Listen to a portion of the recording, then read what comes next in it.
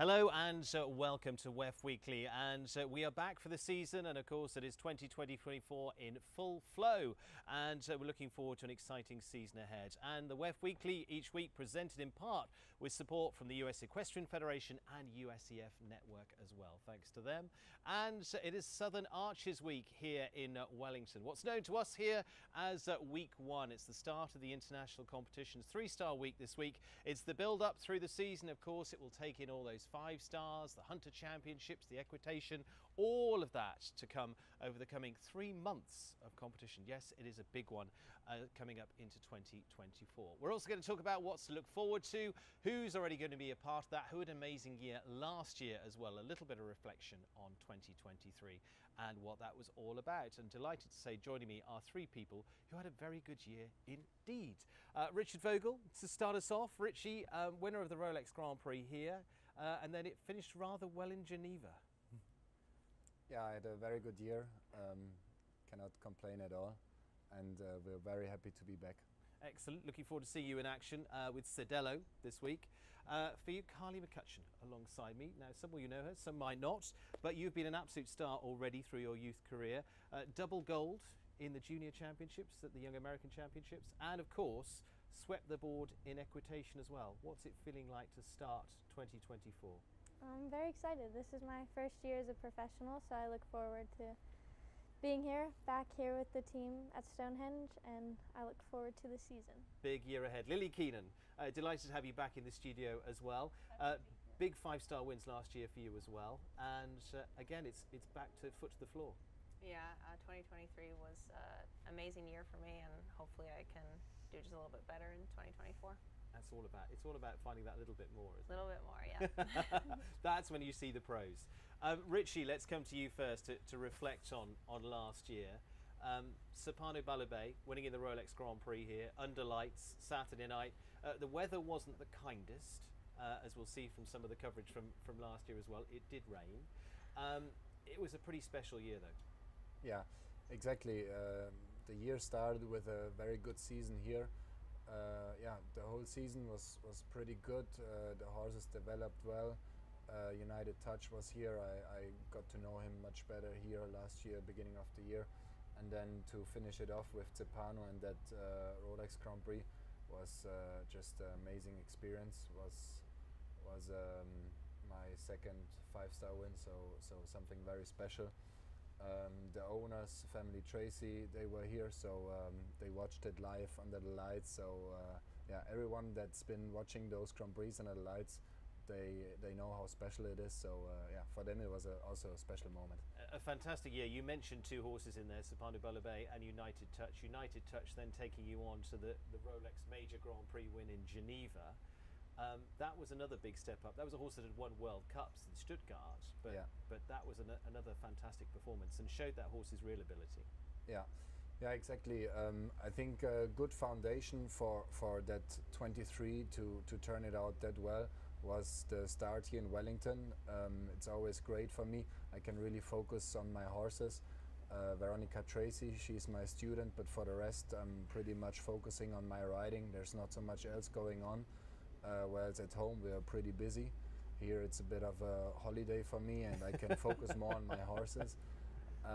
So yeah, we had a good foundation and came out of WEF pretty strong. Then we had a good summer. I did some Nations Cups with United and also Cepano, and then yeah, to top all of that with Geneva was just amazing. Yeah. For you, it went through to Nations Cup finals. How different was Richie in January to you at the end of December? How do you think you changed? Yeah, a lot. I mean, I had the pleasure to gain a lot of experiences. Not everything went brilliant, obviously. There was a lot of downs as well. My first Nations Cups were so and so. Luckily, never a real disaster, but also not as good as we, were hoping them to be. And we could work our way up, and then the Nations Cup final was very good. I think the year just showed that also United and me, we grew more together as a pair. We had some good results beforehand already, but we got more consistent, and I knew more how to help out him. He knew more how to help out me, and I think that made the difference. Why it was end of the year even a bit better than during the whole season before. Well, we'll talk a little bit about that a little bit later on as well, Richard. Carly, amazing year last year from your point of view. Double gold at the Youth Championships in the juniors. For you, equitation wins, a string of those as well, from the medal finals through to the Maclay Championship. How did you feel about last year? Well, definitely very grateful. It takes a village, of course, to do it all, so I'm very fortunate to the people that I'm surrounded by that have really helped me learn a lot in the past few years at Stonehenge, and the equitation has definitely helped me a lot. It's I feel as though I've really grown in it. It's made me a more confident rider, and last year was definitely very good, and I'm looking forward to this year now. Now, you've also come through from a background, your parents, your grandparents, I mean, we're talking Hall of Fame when we're talking reigning. You've come through that route as well. What's that been like, and how do you balance that up, and how do you feel about it? So I grew up doing both the reiners and the hunters and jumpers, so it was just riding all the time, really. It was when we had downtime from this, I'd do the reiners with my family, and then when it was downtime from that, I would go back and do the hunters and jumpers. And I think it's really cool that my family is in the horse world as well, and they understand what I do, and they want it as bad as I do, I think. And I think it makes a big difference to grow up in a horse family, and I'm very grateful for that. Absolutely. Started with Colleen, of course, and then your parents, Mandy and Tom, Yeah. very much. But they've done well themselves. Definitely. I would say so. Do you feel the pressure? I don't think so. I mean, they're pretty supportive. If I said I didn't want to do it, they'd be fine with that. But I think they're happy that my brother and I both love the horses so much, and yeah, they're very supportive of it, and I think they just love that my brother and I both love it so much. Taking what's been an amazing year, was there a highlight, or does it all now feel like a big haze? I don't know that I would say a highlight. I've learned so much, and I think I'm just grateful for each experience, especially since I decided that college isn't really the route for me. So going into my first professional year, I think I'm very lucky to have had those experiences and to learn. And so I think now I just want to take this time to really slow down and learn as much as I can. It's more than just the riding, so I really want to learn all the pieces of the sport and do it to the best of my ability. Well, you started well here last year with a win in the WEF Equitation Championship, so that was a good kickoff. So it was pretty fun. It was fun. And the person that was judging that neatly brings me to Lily Keenan. Lily, last year for you, Ottawa Grand Prix win in the 5 stars there, wins at Spruce Meadows, Major League team wins as well. It was a pretty special year. Yeah, 2023 was a little bit of a different year for me than the years leading up to it. It was the first year in a while that I didn't go to Europe, and I made that decision based off of the team of horses that I had. Faster had just come back, and I loved going to Spruce Meadows and obviously winning that Grand Prix. That was by far the biggest Grand Prix I've ever won, and in that venue, so that's always a special thing to do. And then that kind of, I think, after the season here, which really you get going, and then to peak in Spruce and carry that momentum through the end of the year. I'm lucky I have such a strong string of horses, so I could diversify the horses I jumped in the major Grand Prix, and I made it into the top 30 in the world for the first time ever. Yeah. So for me, that was a huge goal to achieve, and I'm looking forward to try to repeat that and then get a little bit higher up. And that's the thing. Is it so much of it is enjoying the climb while you're doing it? Yeah, it's all about the climb, right? I mean, I don't know anyone in the sport that I would look up to that says that they've ever felt they've made it. So, and I am so far away from that, but it's just about kind of getting every year a little bit better, and I'm hoping that I'm going to get that much better in 2024. Here's a few highlights from the year as well. Talk us through some of these, because this was up in Ottawa. Yeah, this was in Ottawa. This was the 5-star Grand Prix that I won with Argan de Belliard, which was my World Championship horse. He's kind of the steady Eddie, older, one of my horses that is just brilliant. He's the same absolutely everywhere, and he knows his job definitely better than I do. But he's kind of we call him a little bit the unicorn, because it's miraculous that he is just always the same, and he totally gets the job. So that was a fun week, and I felt like for once I actually could give him his moment, because he's done a lot of Nations Cups. He's kind of a horse I reserve for Team USA, and he's won a bunch of Nations Cups, but often he hasn't really been in the spotlight because of that. So it was nice to give him a Grand Prix win. And for you, might as well start there, because it all begins again, if you like. Yep. We wind the clock back. It's 2024. What are the goals for this year? So going into just the beginning of the season in Wellington, obviously there's quite a few 5-stars, and I'm going to aim towards those. I also have a younger horse, Chili Pepper, that I'm going to step up. I'll jump him this week in the 3-star, and then hopefully build off of that and save some of my more experienced horses for the 5-star weeks later on. I think in Florida it's very easy to get ahead of yourself and try to almost jump, a lot of weeks and not space it out. So I purposely did not jump Premier Week, because I'm the kind of person that I get hungry once I start jumping and I want to keep going. So I've tried to make a smart plan about spreading it out and using this foundation, just like Richie said. For a lot of us, this is home and show at the same time. It's a unique opportunity to really work on everything, the homework with the horses, and not just run show to show. I also am teaching now, so it's great to have the opportunity to do that while I also focus on my own career. And I'm trying to take the most advantage of this period before we start traveling throughout the summer. Richie, for you, it kicks off here for 2024. It's almost hard to build on what was 2023, because it was such a big year, but it's an Olympic year, there's a lot in it. How are you feeling about it? Yeah, as you say, it's probably hard to build on and hard to even repeat it, but it's not impossible, and that's what we are aiming for. Try to do a good plan for the horses, as Lily mentioned also. I think that's very important, to not over jump them, to not be doing too much on them, keep them motivated. They basically know their job, so try to keep the motivation high, and me as a rider do as least mistakes as possible in the ring, and outside the ring, like work on the weaknesses. And I think then at the end of the day, also in our sport, my grandpa always said, never ever somebody won with bad luck. So also you need to have the a bit right luck on your side. Well, we're quite used to seeing this shot there of you raising your hat then and winning that. That was in Monterey earlier on this year. This is back to the Rolex Grand Prix as well. You've definitely obviously got the taste for that, but you mentioned there your grandfather, your uncle. There've been a lot of people that have had influence on this. Exactly. I'm very lucky to be born into a horse family.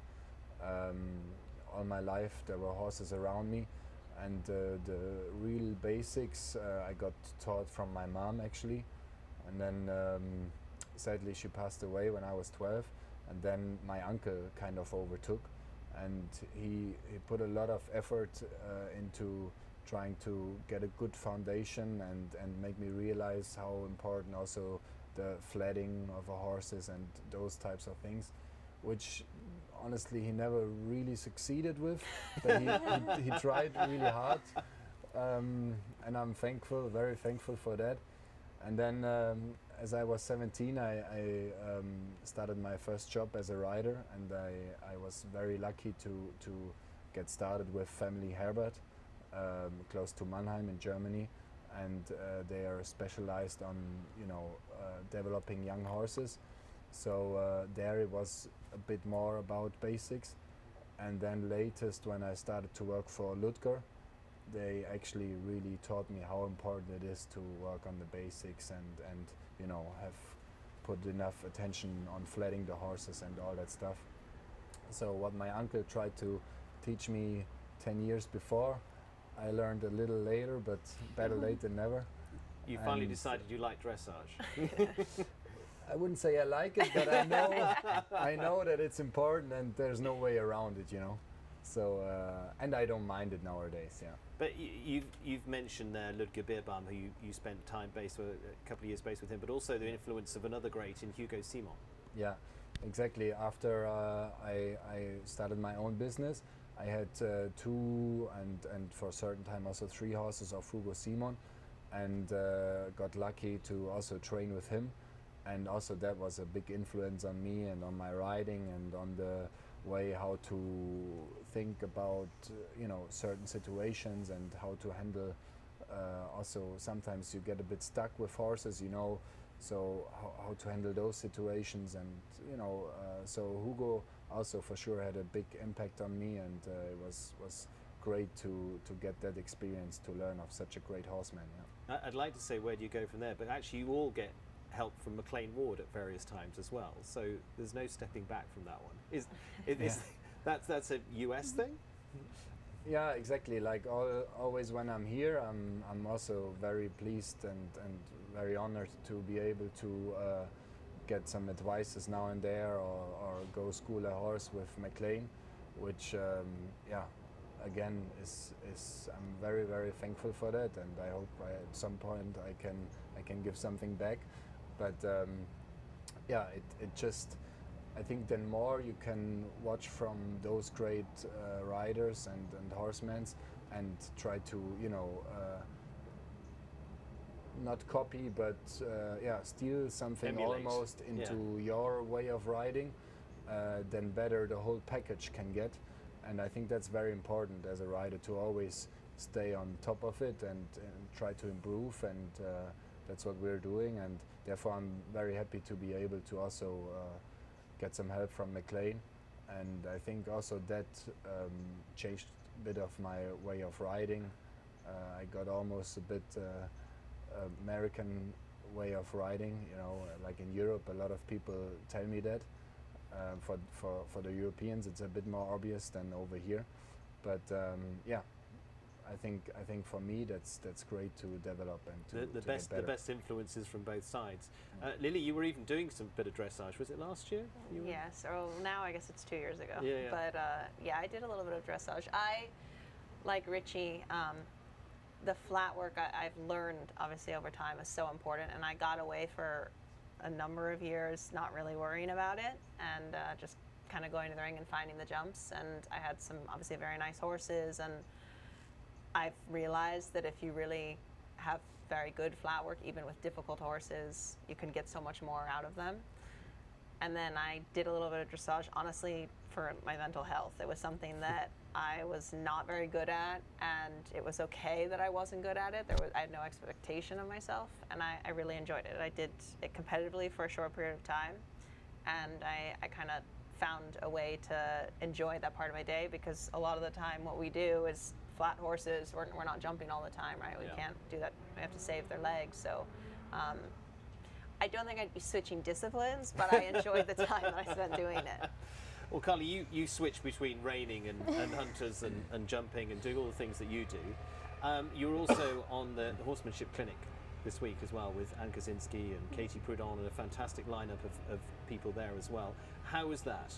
It was an incredible opportunity. I originally wasn't planning on going. Unfortunately, Taylor Colley had a bit of a spill and wasn't able to attend, so her and Max let me use her horse for the week, and it was a great experience. I think it's the most beneficial part for me was learning how much they instilled in you. It's not just the riding, and it was a lot of the vets came out, the physio came out, and even we learned about nutrition for us. And it's it's a unique sport because we have two athletes. It's the horses and us, and I think I learned a lot about the behind the scenes and how much goes into it. There's so many details into our sport, and so it was a great opportunity. And kind of like Lily had mentioned, we had a dinner at her farm, just taking what you can from each person that you come across and seeing what works best for you and what works best for your program. And what did you take out of it? What was your big thing out of that? Well, definitely the flat with Anne. I don't love to flat either. I can be a bit lazy about the flat work. But I think just seeing how each day the horses got better and feeling the difference from day to day, how after the flat work they were very supple, you could say, and just each day the horses got better, and the partnerships between all of us, the horse and rider, got better, and it was just a great experience to learn from BZ and Anne and Katie. It was just a overall very good experience. I think I'm still trying to absorb all the information.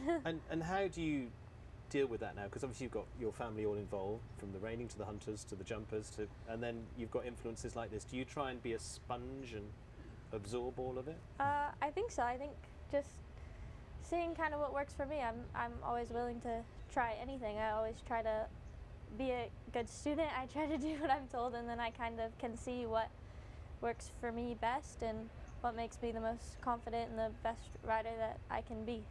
Now you're the grand old age of 18. Yeah. Do you find it all a little bit daunting now, or do you get excited about it? I'm very excited. It's actually a lot less pressure than it used to be. I think when I was a junior, I was always wanting to do as much as I could, and I wanted to do more all the time, and now I feel like I have a lot of time to figure out what the right path is for me, and I want to take the right steps so that I can figure that out to the best of my ability. Lily, you're nodding because you went through a slightly similar run, and you won all the equitation championships. You were fantastic in the hunter ring. You proved yourself left, right, and centre as a young rider.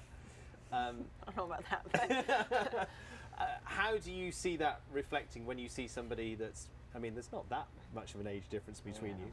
I would say the one difference for me is I agree about in the equitation.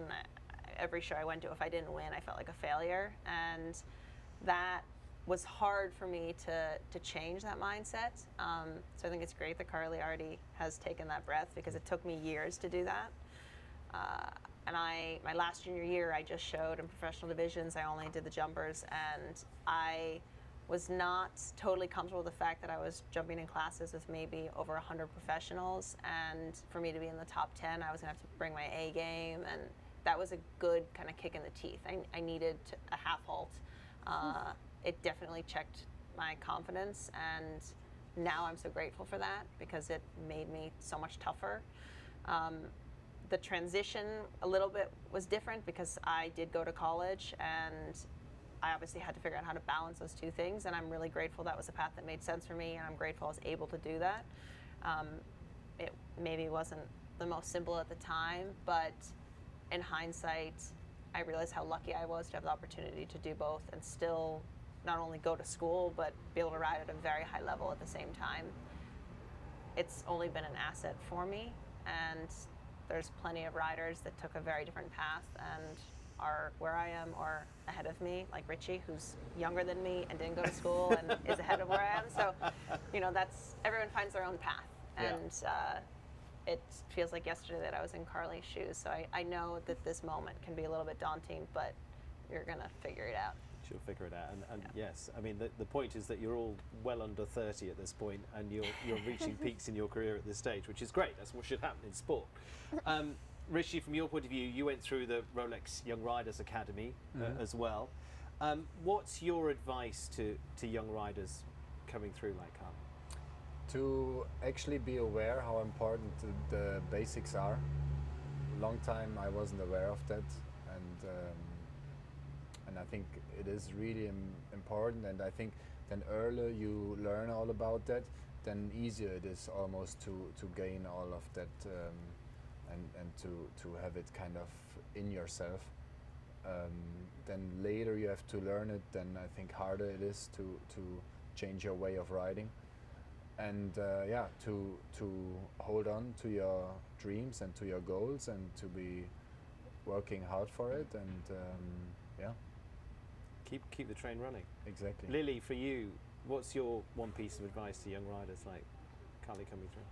I would say that the strongest piece of advice, which Carly's already doing, is to try to take the advice from the professionals that you admire. So obviously by going to McLean, she's already done that, but there is so much to learn from different people that are successful with totally different programs. I would say that every single one of those individuals, though, they have attention to detail, and they have a program that they stick to, even if two programs are not the same. So find someone that you would like to emulate, and it doesn't mean that you copy them, but you find pieces that you integrate into your own routine, and that's how you get ahead. Carly, would you like to give them any advice? Let's talk horses, because that's always the fun bit. Let's talk horses for 2024. Let's start with you, Carly, because of course it was amazing this year for you. Talk to me a little bit about the horse that took you to all those championships. Well, for the equitation, I was just leasing Chaco Star, so I was very grateful for that. And then my family kind of surprised me. They helped put together a group to buy Coco Mercedes, and I'm super fortunate and grateful for that investment group. She's truly the best partner I could ask for. She gives me so much confidence and has helped me a lot in the jumper ring. I really look forward to the U25 series this year. This will be kind of my first year to really step into the U25 and really step up in the FEI ring, and I think she's one that is going to really help me and give me a lot of confidence and hopefully help me grow up a little bit. Absolutely, looking forward to that. The Brain Juice U25 series that will be here, of course, and you'll be coming to watch on Saturday nights, because that's the best way to watch these guys as well. Yeah. Come and watch them by the side of the ring. Lily, from you, horses for 2024. Yeah, so A little going bit into more of the this same? year, more of the same. Yeah, I have some of the same faces. I have some younger horses that I had last year, but people might not be so familiar with them because they wasn't doing them Saturday nights. So like Chili Pepper, he's going to jump this week, and but my 5-star group, at least for the beginning of the year, is more of the same, and I'm really lucky that I have not one, but a few big Grand Prix horses. So Queensland's back. I'll still have Oregon, and you never know, maybe one of the other ones will also step up. Richie, from your point of view, the obvious ones, United Church and Sapano Balabay, but we were watching Sidello last week. Tell us a little bit about that horse. Yeah, I don't have him so long, for like half a year, but I actually know him quite long. He got bred half an hour from our place in Germany, and the daughter of the breeder was riding him and producing him. He just turned 10 this year, but he didn't do so much. He was actually more or less doing only national classes, never FEI really. So yeah, I got very lucky to overtake the reins, and I took him to Mexico end of last year as a 9 years old, stepping into the FEI shows. He did very well, had some great success there, and yeah, I think it's a horse with a lot of abilities, and a horse we have high hopes in, and yeah, we're excited to see what the season here will bring out. The thing is, for your string, between Sidello and the other two, they're very different. Yeah, they're all different. I think Sidello and Cepano, they're the most similar to each other, but then United is totally different to them, that's for sure.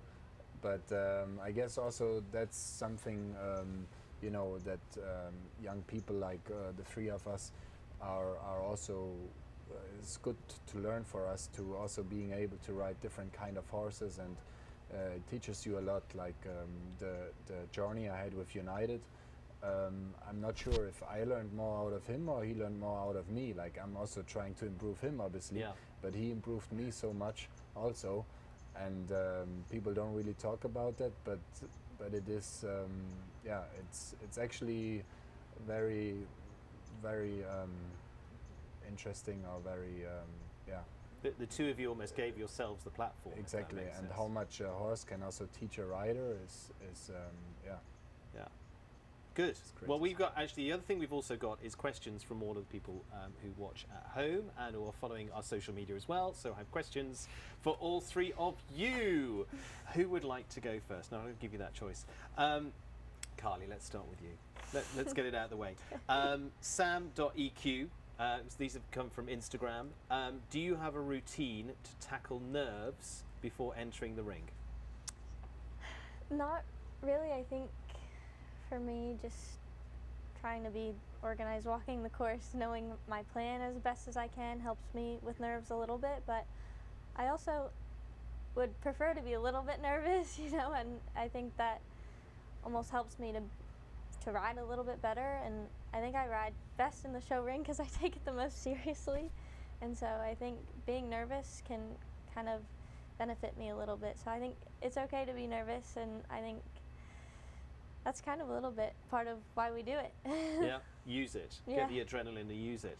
Nora Robbins, what were you thinking about during your winning Maclay round? As the round continued and it continued to go well, I was just trying not to mess it up. But my equitation horse, Choco Star, he was definitely a lot better at the equitation than I am. He wants to win and he's very good at it. And so I think knowing that he's so good at it made me just trust him and really be able to execute the plan to the best of our ability. And I think that was the first time I've gone into a final on top. I was in the past kind of slowly worked my way up, and so that was a different type of pressure for me.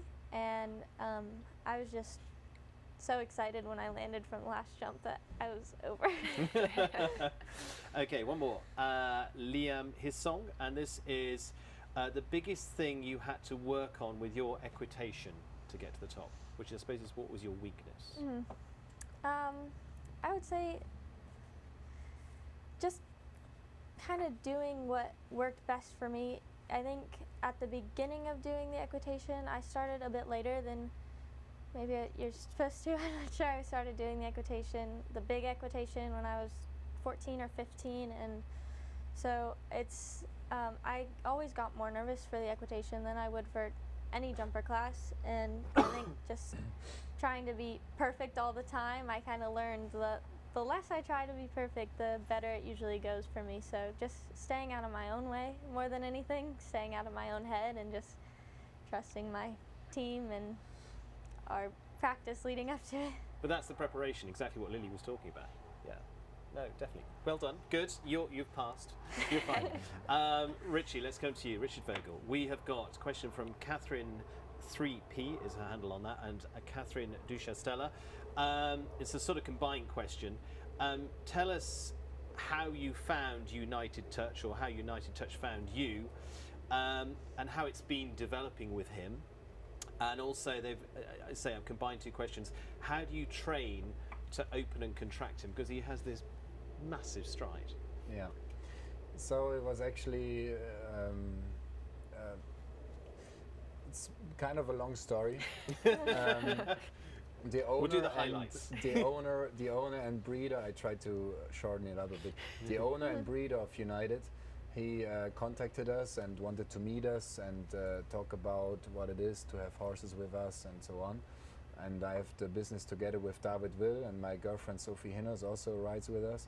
So we're three, motivated riders. And he said, I have two very talented horses.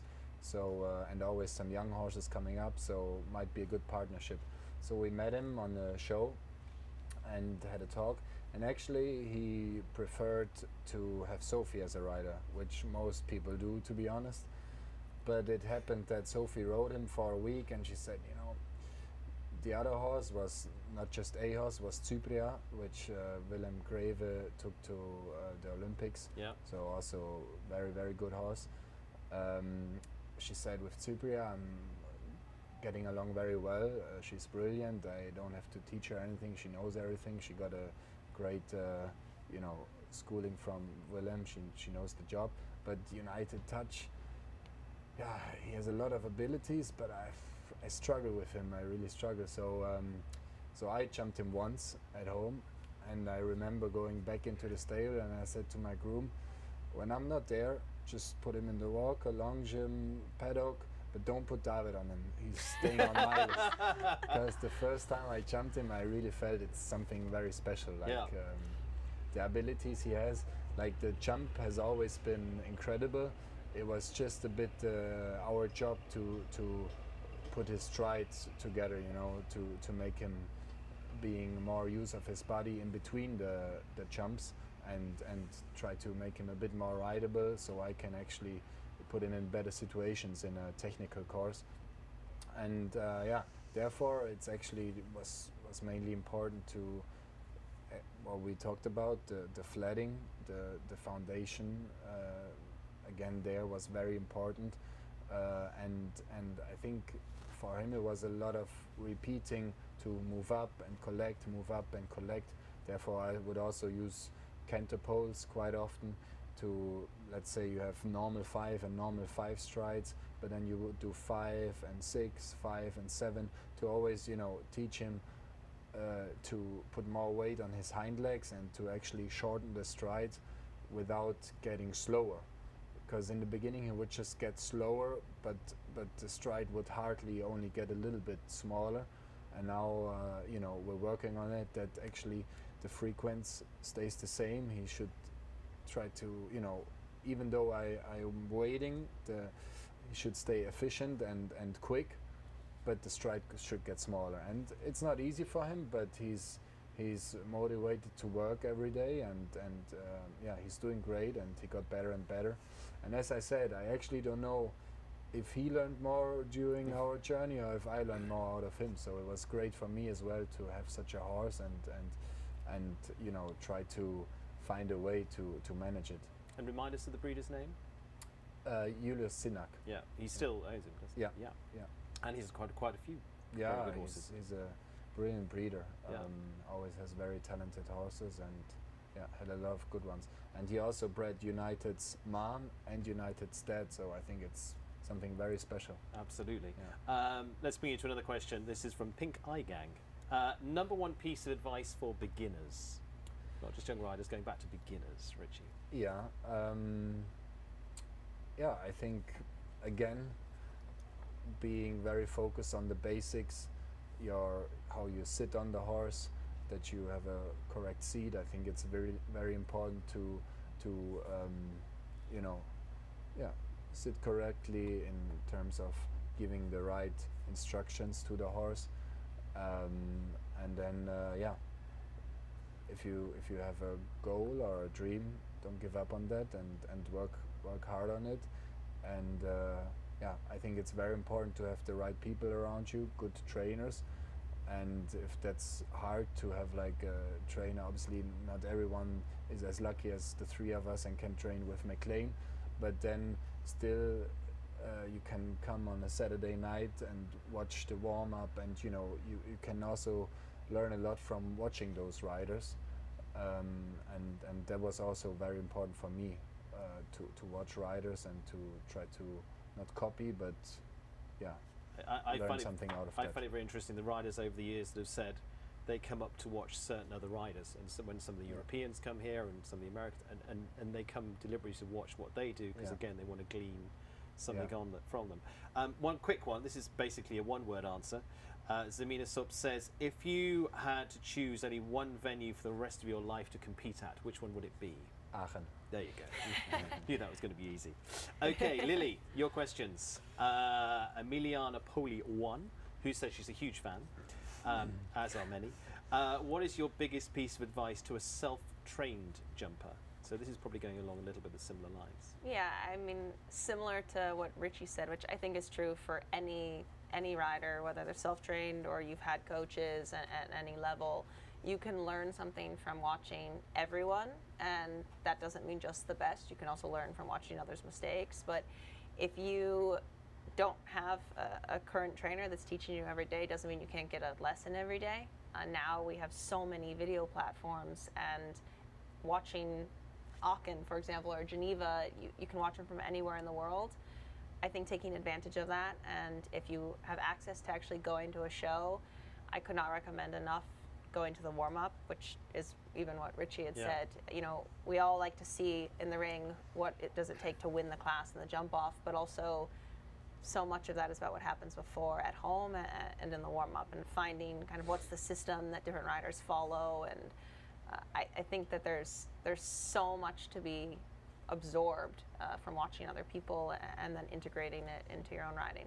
Excellent. So we're going to put a new grandstand by the warm-up, I think, this year. But you can I mean, genuinely here, you can stand on the bridge there, and you can see what's going on, which is great. Formulauer says, which horse of yours do you find the most fun to ride? That's a really hard question, because I have some very special horses. I have a little bit of a younger horse that I feel is kind of like my heart horse. He's called Opium, and right now he's out of competition, but he'll be coming back in about a month. For whatever reason, from the moment I got on that horse for the first time, it was just, I felt like I had known him forever. And then I would say another one that's really enjoyable, and probably because he's so tricky, is Faster. Yeah. I got Faster when he was 8 years old. For the first year, he was pretty much a runaway, and he's so intelligent and I guess in some ways difficult, and actually that's what makes it so much fun, because I feel like we've grown together and he really keeps me on my toes. I mean, the week in Spruce Meadows when he won that big Grand Prix, he stopped at the first jump in the meter 40, and horses that have that character, they make you a much better rider, and I really have enjoyed that because he challenges me every day. One final one, which was from two different people that have taken the same theme, Emma Johnson and Wyatt Benshoff. How did you balance school and riding, and how do you balance your life up now? So I started riding when I was 6 years old, and I've been in school, basically I was in school my entire life until I was 22. So it was pretty natural for me. It was never really a question. My parents made it clear that no matter what I wanted to do, school was not really optional, and I had to do well at school. I learned time management, and I was one of those people, I was a good test taker, but I put a lot of pressure on myself, both in my riding and in my schoolwork. Now I think it's served me well.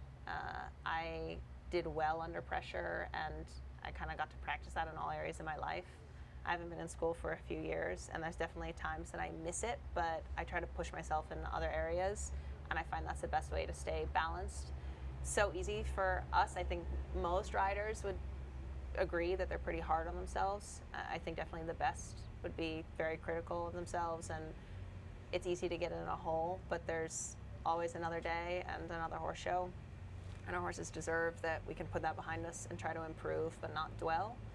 So now, since I don't have school, I opened a business where I make jackets, and I've also started to teach. I try to have other areas in my life that I can always be pushing myself and also compartmentalize so that I don't totally mentally drain. Just competitive. Yeah, competitive. That's a nice way to finish. Which, safe to say, puts us to the point of basically Saturday nights, come and watch these two, come and watch alongside the arena. It's going to be exciting stuff. It's the place to be on a Saturday night here in Wellington. There's great opportunity there. You're going to be watching these guys in action and everybody else, which is great. Carly, thank you very much for joining us. Thank you. Good luck on a big season. Last year was a big one. Lily, we love watching you. You're going to have another big one, which is wonderful. Thank you. Thank you. And Richard, just keep doing what you're doing. Trying to keep You'll be it just fine. Yeah, we're looking forward to seeing United Touch out as well. Thank you all three for joining us. Join us throughout the week as well. Of course, we're bringing you the big classes. Tomorrow is going to be the Adequan WEF Challenge Cup. Then on Saturday night is the Southern Arches Grand Prix as well, as part of this opening week, well, week one of the Winter Equestrian Festival, and the start of the international classes as well. And of course, it is a kick-off to a big 2024. Come and join us. Looking forward to it, either here in the arena or come and join us online throughout the whole of this year. Thank you for everyone here at WEF Weekly. See you soon.